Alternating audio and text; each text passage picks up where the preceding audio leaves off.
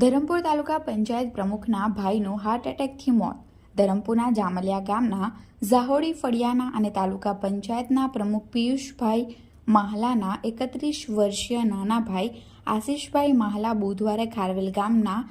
મામાના ઘરે રહેવા ગયા હતા, જ્યાંથી શનિવારે પરત જામલિયા આવવા તૈયારી કરી રહ્યા હતા ત્યારે સવારે 9 વાગ્યે અચાનક ચક્કર આવતા પલંગ પર બેહોશ થઈ પડ્યો હતો, જેથી મામાએ પિયુષભાઈના મોટાભાઈ હેમંતભાઈને આ અંગે માહિતી આપી હોસ્પિટલમાં લઈ જતા હોવાની ફોન પર જાણ કરી હતી, જેથી પરિવાર હોસ્પિટલ ખાતે પહોંચ્યા હતા, જ્યાં ફરજ પરના તબીબે આશિષને સારવાર આપે તે પહેલા મોત નીપજ્યું હતું. આ અંગે તાલુકા પંચાયત પ્રમુખે તેમના નાના ભાઈ આશિષભાઈ માહલાને અચાનક ગભરામણ થઈ હોવાથી શ્વાસ લેવામાં તકલીફ થતાં હાર્ટ એટેક આવતા કુદરતી મોત થયું હોવાના ઉલ્લેખ સાથે ધરમપુર પોલીસ મથકે જાહેરાત આપી છે.